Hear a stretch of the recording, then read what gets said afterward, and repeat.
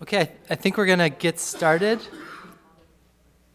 So welcome, everyone. I'm Jeff Dubois. I am on the Thursday Forum Committee, and if you are interested in presenting at Thursday Forum, we'll send out emails requesting applications, but the next deadline for fall presentations will be early summer. It is my pleasure to introduce Dr. Rachel Marston today. She has gotten all of her degrees, BA, MFA, and Ph.D. From the University of Utah and has been at the College of St. Benedict's and St. John's since 2013. She's an assistant professor in the English department and also associate director of the Literary Arts Institute. Dr. Marston is a creative writer who specializes in, a writer who specializes in creative writing, fiction, hybrid cross-genre writing, history of the novel, and narrative theory. And I'm very excited to introduce her today because I happen to be teaching a class themed on nuclear issues, and many of my students are in the audience. She gave a wonderful presentation to my class yesterday after we read several of her pieces. Of course, nuclear issues are always very timely and very important, and without taking up the stage any longer, I introduce Dr. Rachel Marston.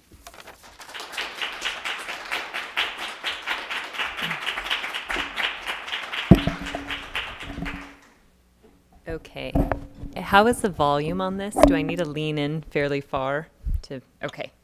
Thank you so much for coming. Thank you to our colleagues who organized the Thursday Forum and provide us with this opportunity to present our work and engage in a conversation across disciplines. Thank you, everyone, for coming out today. I'd also like to offer thanks to my colleagues in the English department for their support of my work, and in particular, Cindy Malone and Betsy Johnson-Miller, whose astute comments on my most recent draft of the novel have provided me with strong groundwork to continue revision. I'd also like to thank Carrie Shane Davis-Zimmerman for organizing the faculty writing retreats, and I've been able to go a couple of times, and that's helped me also think about the revision in this body of work. And as always, to my husband, David, who's in the audience, for his continued support of my writing. Okay, so I'm going to give you a little context, both about the novel and my relationship to this material, how I became interested in it, in addition to a little context on nuclear testing in the United States. Interspersed with this, I'm going to be reading some sections from the novel itself, and then we'll open things up to questions and have a conversation about the material. All right, I am from fabulous Las Vegas, Nevada. So, Las Vegas, Nevada, some of you may know, is located about 65 miles southeast of the Nevada test site. I don't think I have a fancy laser pointer, so Las Vegas, the test site. Which also, this is an older image because in 2010, the Nevada test site was also renamed the Nevada National Security Site. Because as I mentioned in Jeff's class the other day, euphemism is lovely. We'll just keep moving it further away from what actually happened. Their test site is still vague enough.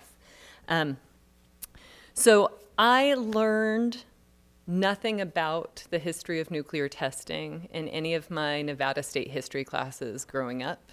Nobody talked about nuclear testing. I even had a good friend whose father worked as a quality assurance person at the test site, but we always only called it the test site.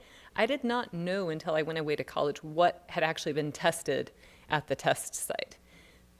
This seems like a pretty large omission in terms of the discourse and the historical discourse in this area.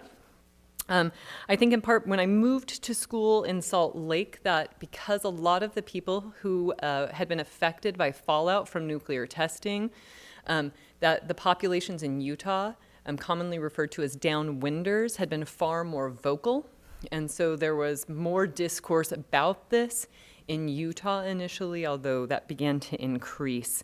And actually the first radiation Exposure Compensation Act was passed in 1990, where people were able to begin receiving some compensation for exposures to cancers that could be as clearly as possible linked to nuclear testing. Some of that initial act was more closely linked to the Pacific testing and one of the tests in particular in the Marshall Islands. Okay, so in between undergraduate and starting grad school, I worked for a time as a regulatory coordinator in the clinical trials office at the Huntsman Cancer Institute. And that is a place where I also started to become more familiar with the nuclear discourse and its relationship to cancers and also these compensation acts. And that began to pique my interest as a writer. And in particular, again, this dissonance between what I learned and also in many ways this, I'll just go back to it, the glitz of Las Vegas and the way sort of Las Vegas has all of these interesting tensions inherent in its own existence. It's the Strip, but it's so much more than the Strip. And so I started to do more research.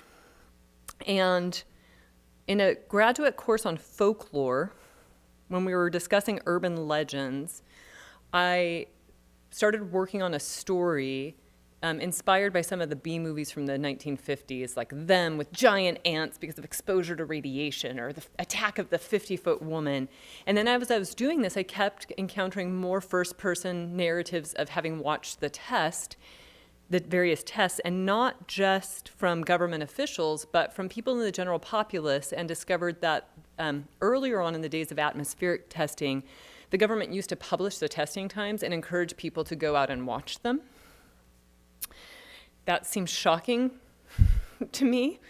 But then the more research I did, it seemed less shocking, but still disappointing because of and then it turned out I was talking to my grandfather, my maternal grandfather, who lived at the time in Fallon, Nevada, but had a during the time of the test, had lived in Fallon, but returned to southern Utah to his family farm to farm winter wheat every summer. And I asked him, "Oh, did people used to watch the test?" And he said, "Oh, yes, I used to watch the tests." I thought, okay, so the project continued to expand for me in my levels of engagement. Okay, so then just one, because I think the images are important and specifically tie into some things in the novel for me, but also the first above-ground the first nuclear test was the Trinity test in Los Alamos, and this was the testing of the weapons that we eventually dropped on Hiroshima and Nagasaki, and the development of those. I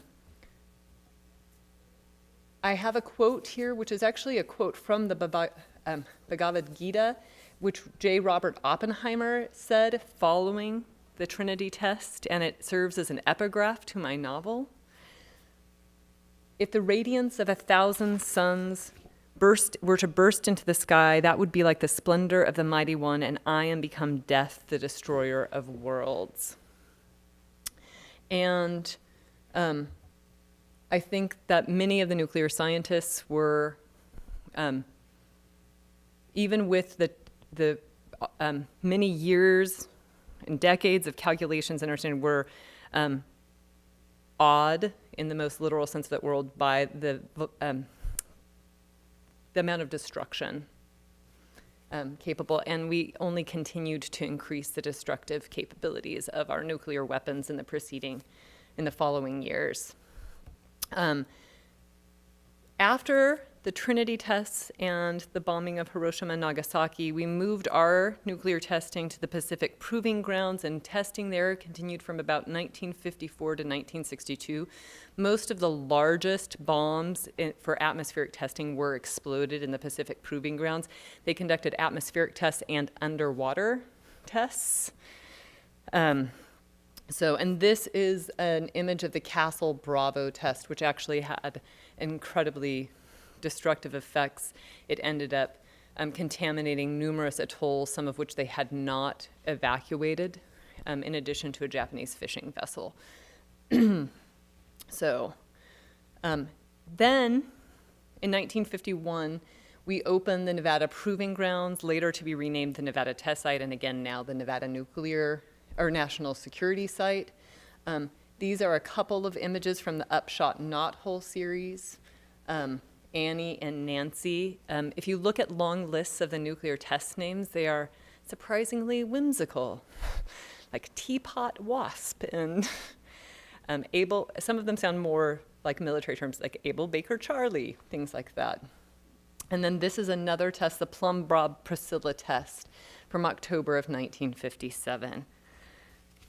So in my novel, the plot, as you may have read, revolves around a woman. It's set in contemporary day, the primary narrative thread, from a woman plagued by gynecological and fertility trouble and congenital birth defects in her family.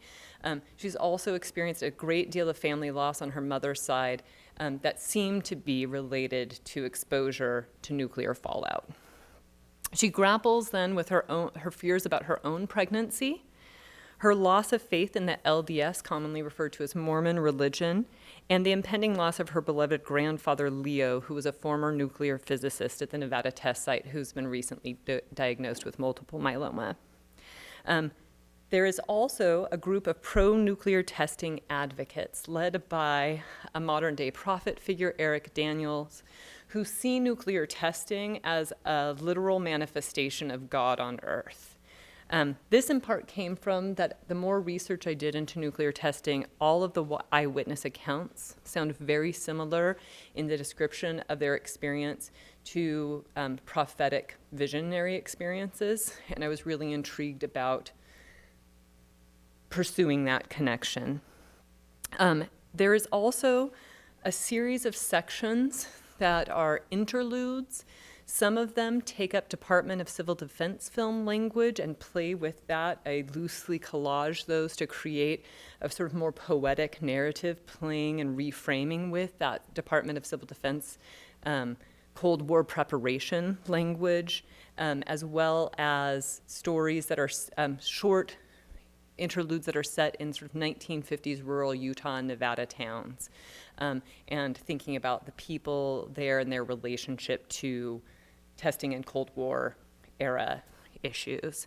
Okay, so I am going to read a section from that follows Annie Klein, the main protagonist, and then I'll read some short sections from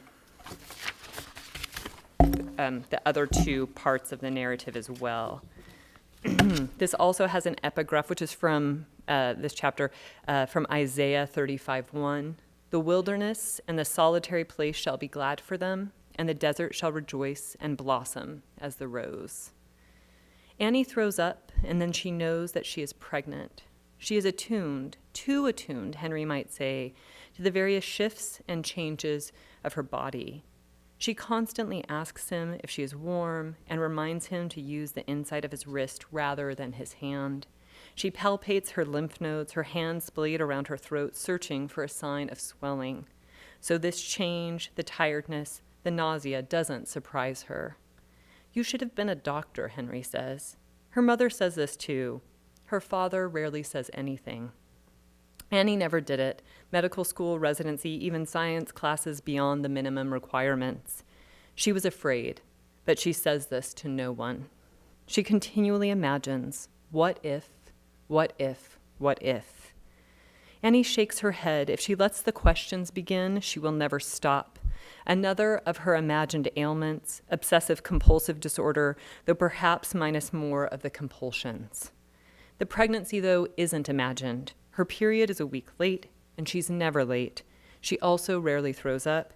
She's felt queasy and tired, and she and Henry have been trying for over a year. She isn't ready. Annie waits to tell Henry. She waits to tell anyone. She thought she wanted this, finally, at this time, yes.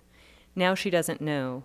She looks at the rows of tests, 3 per pack, each with a line and a plus, as if staring at them might make the test tell her something different. She feels a deep welling of fear and sadness inside her, and it doesn't have to do with the baby's safety or how long it has taken. It has to do with her perpetual feeling of being trapped in a life that she decided on, but can never seem to remember why she chose it.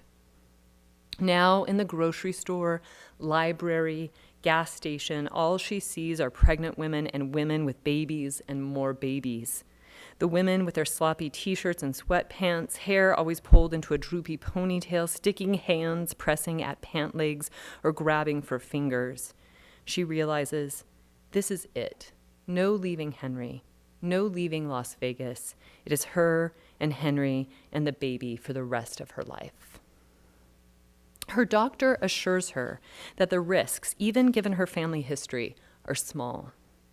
Annie closes her eyes. She sees her mother sitting with a photo album of her mother's sisters, all gone now, breast cancer, lymphoma, multiple myeloma, then her cousins with multiple miscarriages, stillbirths, a baby with a cleft palate, and Sarah with her hysterectomy at age 24. She pictures her grandfather in the desert, in shirt sleeves and a dark tie pointing at the horizon. Behind him, a cloud rises from the ground. The baby will be fine, the doctor says. Annie opens her eyes. The doctor can't guarantee this. No one can. We'll run all the usual tests and others. You'll have an appointment with a genetic counselor, and if anything seems out of the norm, we'll know, and then we can find out more. Plus, she puts her hand briefly on Annie's arm. Annie looks at the doctor, and the doctor smiles, her teeth white and even. This is where being over 35 is helpful, because you're automatically listed as high risk, which means insurance covers more testing anyway. Who knew that getting the designation of advanced maternal age could be a benefit? The doctor smiles again. Annie nods but doesn't smile. Henry takes her hand. Now we'll listen to the heartbeat. The doctor squeezes a small amount of cold gel on Annie's stomach and pulls the fetal Doppler from the wall. Remember that it's still early, so we might not be able to hear anything yet. She rubs the Doppler against the gel and runs it along Annie's skin. The room fills with a steady whoosh. That's the blood going to the placenta, and that's your heartbeat. She shifts the position of the wand against Annie's stomach. The sound shifts and the doctor pauses. There it is. Henry is crying. Annie closes her eyes. The sound is low and fast, something that could lull her to sleep. It is the sunlight streaming on her desk. It is the sun on her arms and her hands. It is the way the sun warms her skin and lights her hands as if in a painting. She sets the birds on the desk, settles them into a nest of shredded paper, lets the light shine over them so white, those feathers so smooth. It is really such a white. The very intense flash of light and a sensation of heat on the parts of my body that were exposed. She wonders if their whiteness runs right through them. The birds are still small, small enough that each fits inside the curve of her palm, her fingers wrapped around them, a nail tapping on the beaks, holding down their wings.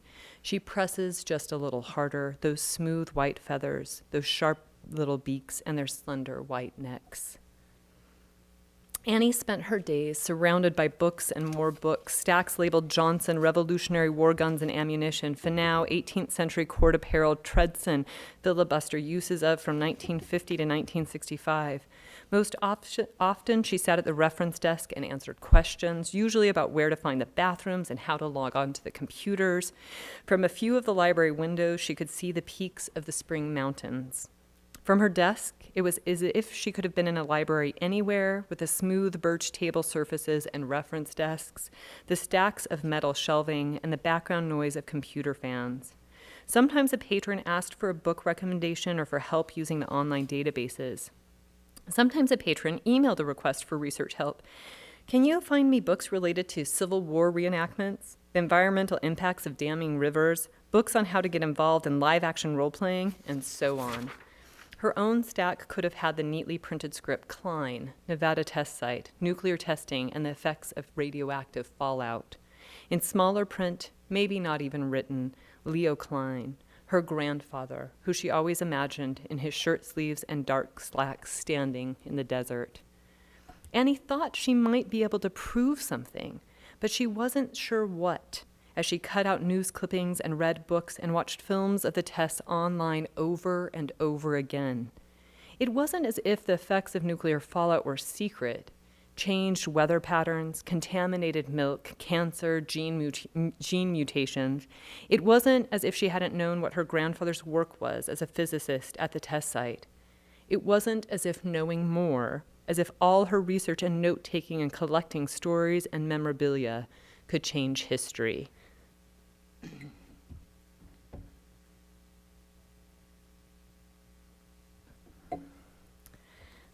Okay, I might actually skip ahead just to be being mindful of some things with time and everyone's. Yes, very cheerful, these concerns. This is a map that appears in the book Under the Cloud, The Decades of Nuclear Testing, that is a representation of areas in the United States crossed by 2 or more radioactive clouds during the era of nuclear testing, just above ground nuclear testing, where we, at the Nevada test site, did about 100 above ground atmospheric tests. There were over 800 additional fully critical nuclear tests conducted underground, some of which vented and were taken up into the atmosphere and troposphere.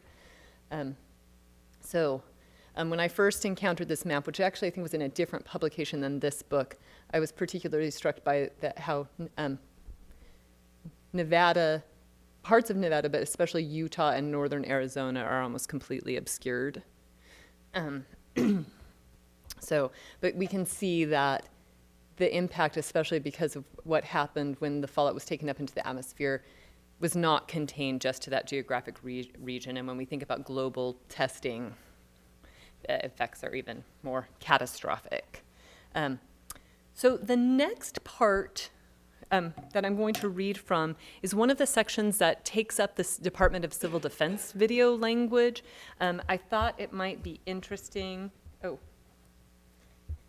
to play you just a little clip, for those who may have never seen it, of Bert the Turtle, who's warning us, trying to help prepare us for nuclear warfare by telling us to duck and cover. Deedle-dum-dum, deedle-dum-dum, there was a turtle by the name of Bert, and Bert the Turtle was very alert. When danger threatened him, he never got hurt.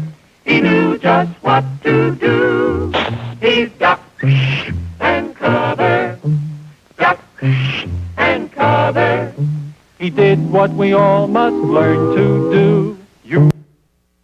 Okay. Complete with a very festive jingle. That was another thing in doing the research about this. I was also really intrigued by the tone of so many of these films that felt not just sometimes willfully ignorant, especially with now declassified government documents that showed that the government was aware of the effects of what was happening before they ever let the public know that they were aware of these effects, but also insistently cheerful in very strange ways. And I understand you're trying to not create a panic, but it feels like it creates a dissonance, to say the least, right, about the severity and the potential severity of these choices. Okay. So what this section does is it has language taken from a few different Department of Civil Defense videos, and then it is contrast with sections of thinking about people who lived in some of these small towns and their experience of the test. So some of this is from other additional research I did about people who talked about going outside and playing in the fallout ash during recess, for example. That was much earlier on. They did stop people from doing that at some point. If the whistle blows, you've got to do this. Children hold out their hands and their arms. They clap their hands and say, "Oh," and "oh" again. They write their names in the dust as it settles on the cars, the sidewalks, the windowsills. They lie down and flap their arms, kick their legs up and down, over and across, not quite snow angels. They hold out their hands and twirl and twirl. And you've got to go there, where they work, where they play, where they go to school. People don't just stay put. Let us face, without panic, the reality of our grandstands, empty in the desert, those lonely stretches, miles and miles of rocky earth, spreading to the mountains, sharp and angular, dark, so dark against the desert sky, and then to the times, blast, heat, and radioactivity the atom bomb destroys, farms, the neat rows of alfalfa, ranches, green fields filled with hundreds of cattle, of sheep, standing out under those blue skies. By heat, the sun a raging nuclear furnace. These guys are really thorough. First of 6 easy steps, 6 easy flowcharts and flowcharts shown here and then here. Their flowchart covers the wall, and the charts are covered in boxes, and the boxes are attached by lines. Black square here, a sample situation, a simple solution. If you choose A, go to this box. If you choose B, go to that one. Choose your own adventure. A map of a plan presented by men in steps. Posts of duty. If the time comes you actually need to take shelter, lie under the table, have a good flashlight on hand, electric lights may go. Dark suits. Gene Hackman, to be precise. I'm going to step outside of this. This is true. Gene Hackman does appear in one of the Department of Civil Defense videos. If you're interested, email me. I can send you the link. Gene Hackman in his suit with a pointer and a man from the Department of Civil Defense. They speak to each other, and the man behind the camera, always unseen, as if in a private meeting, well-practiced concerns and questions. Out. We can't give you the answers. It's deadly. It's like a woman. I mean, never underestimate weather patterns. That northeastern flow, an important consideration, a heavy wind pushing those dark, heady clouds, spreading its power, yet protection could have been easily achieved. The principal dangers of blast are over Nevada and Utah, small farming communities, and red rock gorges, flying glass and debris. However, the majority of people exposed to radiation recovered. People cannot name someone in their town who has not had cancer, or with a relative who has not had cancer. Parents dying at 56 and 62, sisters at 34. Thyroid and breast are the most common. The women lose their babies, unsustainable life, an uncertain cellular division, hands and eyes and teeth growing and growing, then gone. Completely. Today they lead normal lives. We want to find out who goes where and who has nowhere to go. You give official sanction to this by adopting it formally. We want to work out a real plan. Blast, heat, radioactivity. The lower you get, the more barriers there are likely to. The baby doll stands under the stairs in the basement, illuminated, all that negative space. B, a warbling siren blast lasting 3 minutes. Act fast. Turn off the burners on gas or electric, generating such power in the desert. The blast moves under and through the earth, tunneling and spreading. Little funnels appear, pierce through that heavy crust, swirling dark and heavy ash and things pulled from the core. Stoves, taking shelter, maybe a race against time, the signal for instant action. If the whistle blows, you've got to do this and you've got to go there. We owe it to ourselves, our families, and our country to know how to protect ourselves. From the earth, dust is everywhere, everywhere I cannot see. From fallout, mass and distance, the fallout shelter is the best defense our survival could depend on. Survival town is filled with dolls. A mother on the couch taking her cup of tea. Fathers in the dining room or the kitchen or the couch next to mother. And baby stands under the stairs in the basement, and when the blast comes, I can see through baby's plastic skin. Just shone right through, illuminating a different kind of spectral. How well we are prepared to meet this threat. Shape. We all know the atomic bomb. It's such a big explosion. A dangerous desert. Our sun a raging furnace. A planet with a molten core. So elemental. We all know the atomic bomb is very dangerous. Automobiles can be dangerous too, but we're ready. Troops are sheltered by trenches. Joshua trees, gleaming in the landscape on the film, how they are lit as if from the inside out, an X-ray exposing. Concrete or cinder block houses weather the blast best on the sandy wastes of Yucca Flats, Nevada, and preparation can mean survival for you. Someday your bones, so lovely and white, cleaned right through the exploding ground, the houses blown apart bit by bit. No home bones, just the brilliant irradiated landscape, just the shell. Life may depend on it. The elaborate exercises proved survival is possible, offering new hope to all who live in the shadow. Shapes on the skin, on the young girl's neck and back, a plaid on the man's arms, of the atomic age. All right, I'm going to stop there with that section too. So there are probably about 4 or 5 of these sections interspersed throughout the novel that then pick up this language and try to, the idea in some ways is that Annie, the main protagonist, these are compilations of the research that she has been doing and her way of trying to grapple and understand this history. Okay. Just because it's, again, fun and strange to see, for a number of years, Las Vegas hosted a Miss Atomic Bomb competition. So this was the last Miss Atomic Bomb. She was also a showgirl at the Copa. I believe her name was Lee Martin. I should know that. So, and you notice that she's wearing a swimsuit shaped like a mushroom cloud. And actually the bikini itself comes out of the testing and the Bikini Atoll. So fun fact about history. This is also a shot of old Fremont Street in Las Vegas, and you can see the mushroom cloud. You could see often see the atmospheric test from up to 100 miles away from the test site. And here's a picture from News Knob, which is about 7 miles from the main epicenter. This is where journalists would come to watch the site. There are a number of other films and interesting footage of, they've now declassified most of these films on the Lawrence Livermore Laboratory YouTube site. There's a number of the films of the nuclear explosions.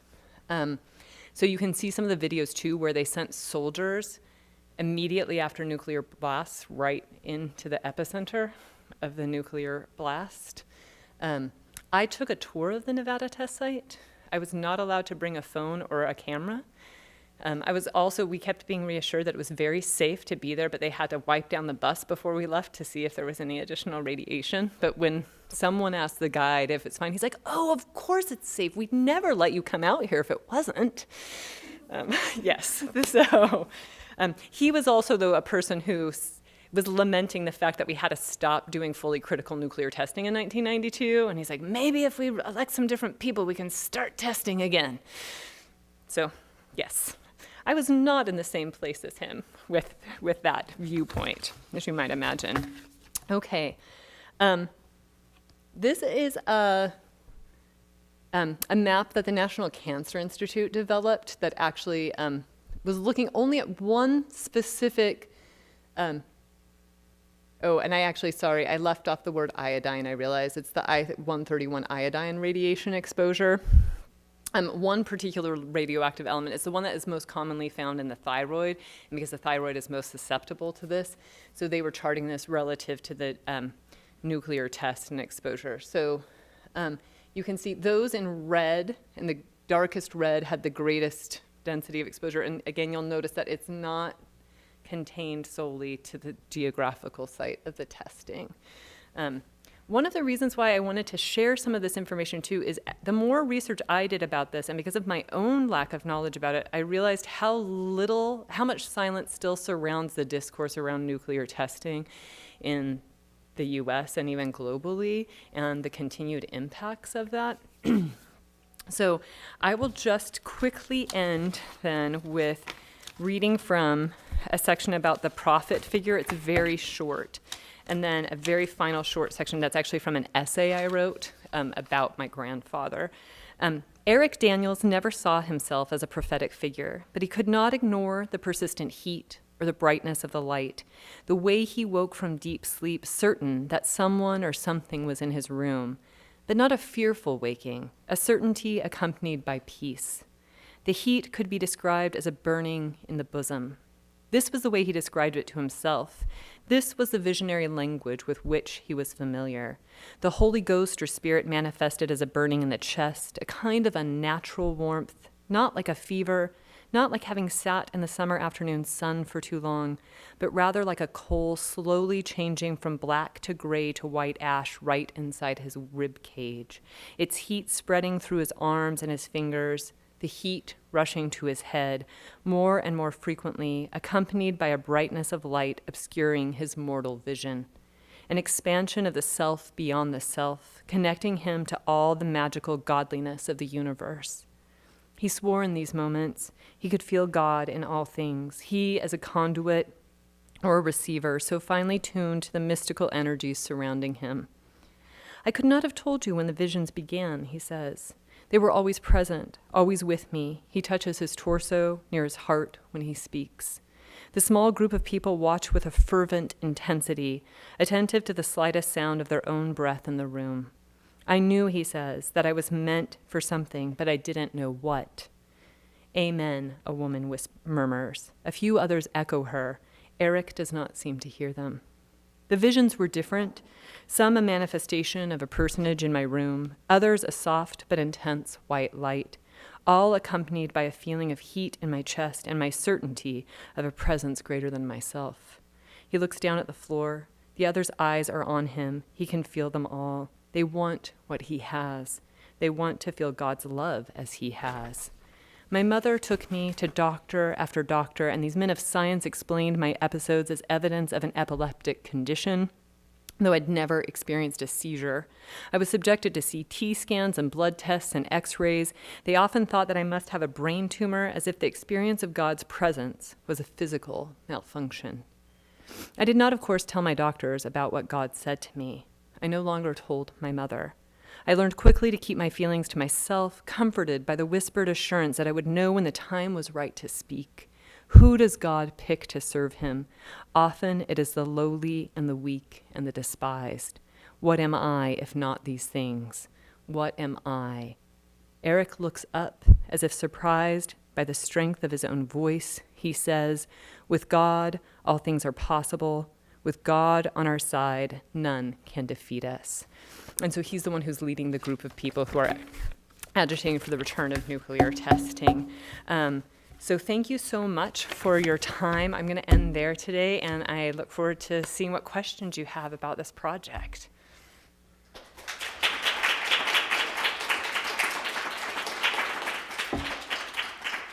Instead of leaving that on that dismal map, I'll give you a picture of the Las Vegas Valley. Aussie. Actually, I was the generation that taught them about death and practice and felt very safe doing so. But one of the things that strikes me about your title and what you read is the irony of the fact that traditionally when we speak to God, it's a form of a prayer. Mm-hmm. And in this sense, our language is a destructive language. It's the language of the Old Testament, it seems to me. And the irony is that we have lost that sincerity of speaking to God. It's sort of the Jewish tradition of actually arguing with God. Mm-hmm. We have become God. And I think it's a marvelous concept that you're. Thank you. And I think, too, for me, one of the parts about faith that comes up a little in what I read but gets explored further in the novel, too, is Annie's own relationship with the sort of tradition of Mormon faith in which she was raised, and also the implications of that, because earlier on there's language in declassified documents that refers to the populations of Nevada and Utah, including the native populations, as a low-use segment of the population. And so thinking about, too, and then historically that Mormon people have often been very patriotic, and so they were very willing to say, oh, I believe the government when they're telling us these things, so that the way in which their faith and it's not at all because it's not their fault, right, but contributed to sort of, in some ways, perhaps longer deceit because of their willingness to put faith in the government, too. So thank you. Yvette.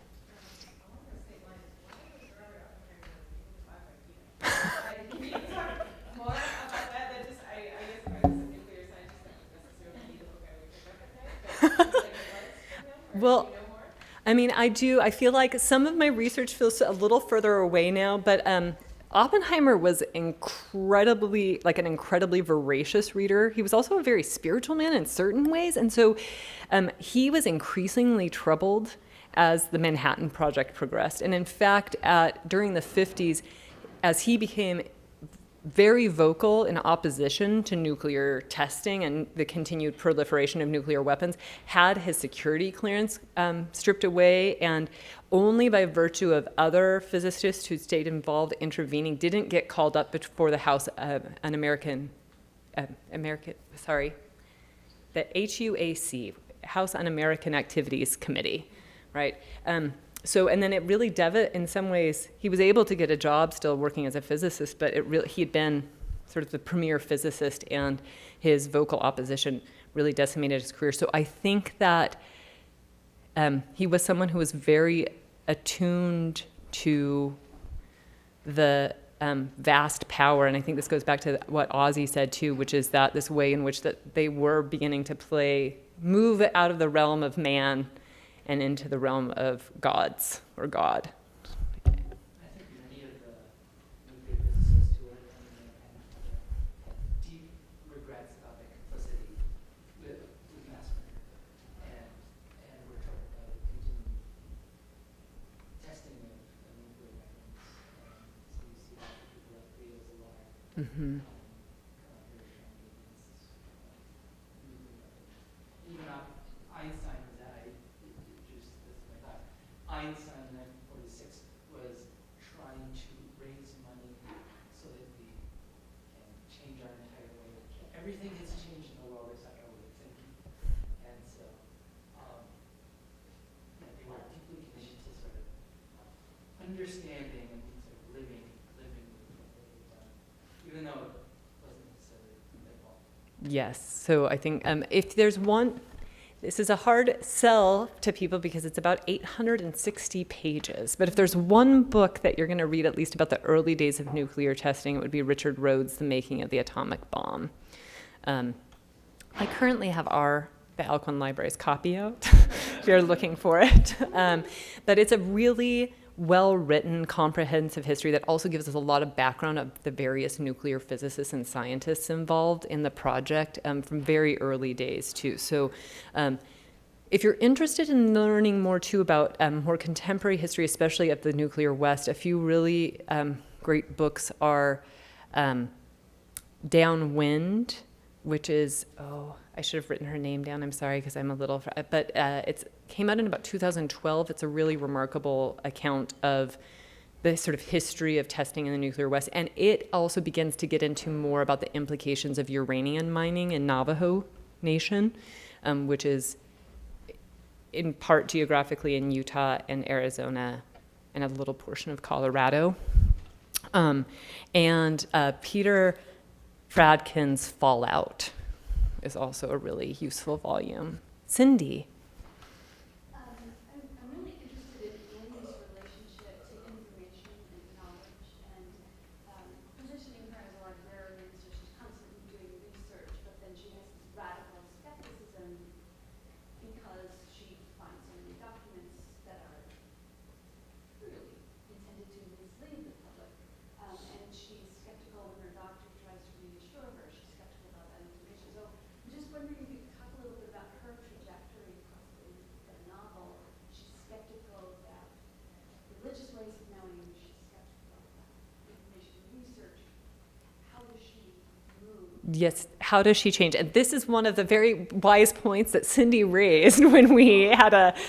No, I will say this. I know you weren't looking for that, but it is true that asked in reading the draft of my novel. So it's something I've really been thinking about. And one of the things that I'd been really thinking about, and that I talked about in conversation with Cindy and Betsy when they'd read my manuscript, was thinking about how Annie's pregnancy needs to function in the novel. One, because it's a very concrete marker of time in that chronological forward narrative, as well as the opportunity for her to, I think, experience a change that creates a different kind of transition and move away from this skepticism. So I think some of the tension for her arises as she's maybe trying to hold on to some of the skepticism, but then as her pregnancy progresses and everything is okay, that she's trying to find a place where she can feel at peace. She also begins, although then this has, begins protesting at the test site.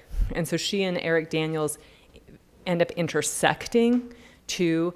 And I think that when she encounters his group, it becomes a moment for her where she realizes that her own skepticism is sort of the direct inverse of his belief, and that the problem's inherent in that. Emily.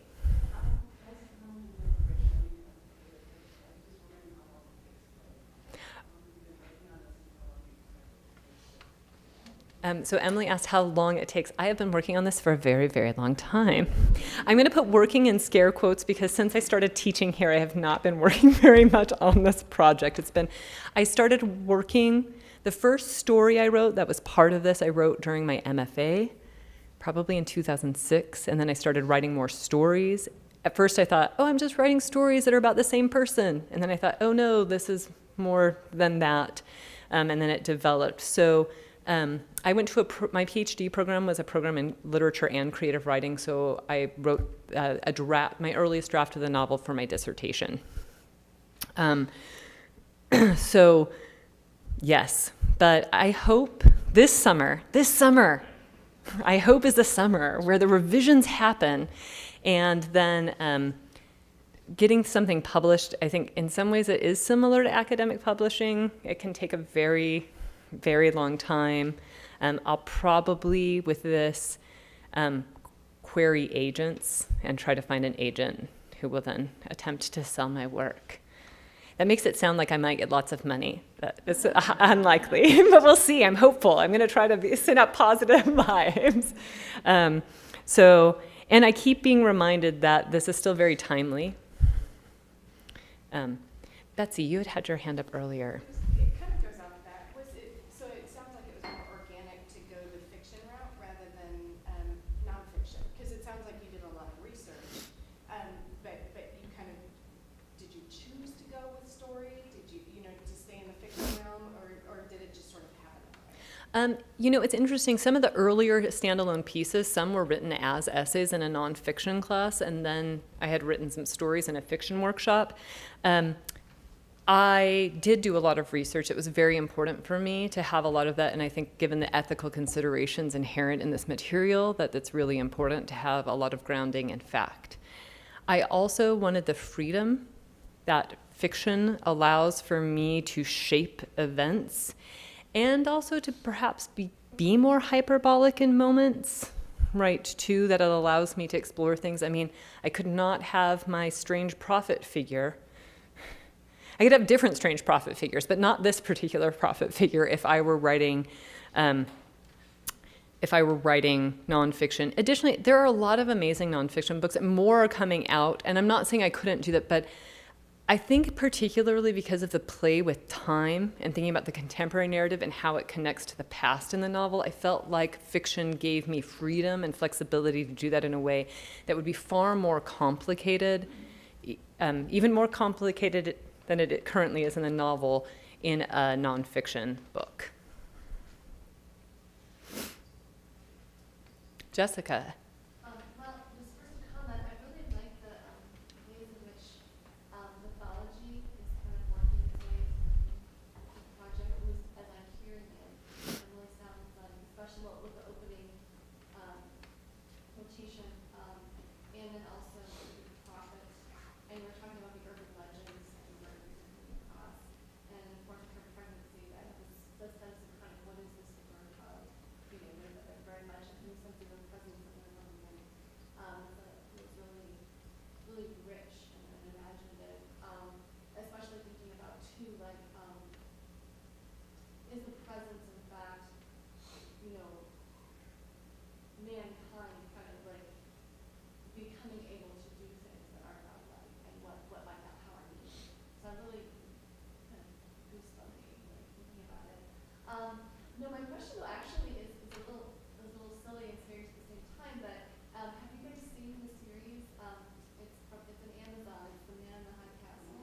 Yes, I have seen that series. About how they were using that with, and that is an alternative universe where where Germany and Japan won the Second World War. And it really connects kind of nuclear weaponry and power with the kind of Nazi ideology and the spread of that power potentially to the multiverse. And I was just thinking about politics and power and competing narratives in the work. Like, do you feel like the novel gets into like who's benefiting from this deceitful narrative? You know what I mean? Or like what sort of narratives or what kind of power structures are being advanced? Right. Maybe not as always that explicitly, but it's something that Annie is definitely considering and grappling with. And so I think that, but I think that's interesting to think because it's definitely one of the questions that I was really thinking about as I began this, or as I got further into it, of thinking like, who's allowed to speak about this? Whose voices have been heard or not? And where are their silences, but also trying to be very mindful of not attempting to speak for entire populations. That's really dangerous, and especially already marginalized populations such as the Navajo or the Diné, as they prefer. So I think, and then there are a number of other tribes in Nevada who the Nevada test site was their land, too, was one of their sacred spots, and now it's not just been taken away, but it's been also degraded in these very significant ways. So this doesn't, but so I do in some of the other sections that are more set, like more traditional narratives set in the 1950s towns, I get a little more into the language of government propaganda, and I think that gets at some of that more too, about this sort of, and I think tries to capture, going back to Ozzy's point about ducking, like hiding under desks, trying to also account for the very real fear that existed during that time of the threat of nuclear war. And that while it does in so many ways seem absurd now, that it did feel like a very valid argument then, and some people still think it is, that amassing more weapons, or at least the same size of a stockpile as the competing global power, was the only way to stay safe. So there's a way in which I want to also recognize that as a true narrative too, which is why I think also so many people were like, well, yes, of course we have to do this. It is for our safety, which also makes it so much more devastating, I think, in many ways too.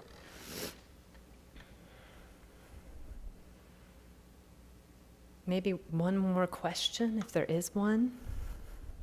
Jeff. I'm so fascinated by your work, and sort of, I know you don't want to give voice to specific groups or something, but sort of bringing to light this topic that is so concealed and so undiscussed.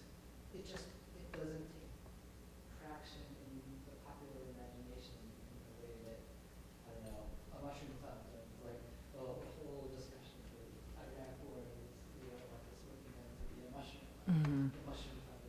But yeah, are you interested in breaking through that impasse in sort of the inability to give light to this suffering and this topic? Because the ramifications of decades of testing are enormous. Global rates of cancer have spiked because of it. Mm-hmm. No one talks about it ever. So I wonder if that's part of. No, I definitely feel like that the more research I did, the more I felt as if like, well, this is a way in which I can contribute to that discourse. And that I also thought it goes back in some ways to both Emily and Betsy's question, which is that I guess less about the time, but more about the choice of the genre. But that I also thought that fiction might also be a way to potentially reach a larger audience.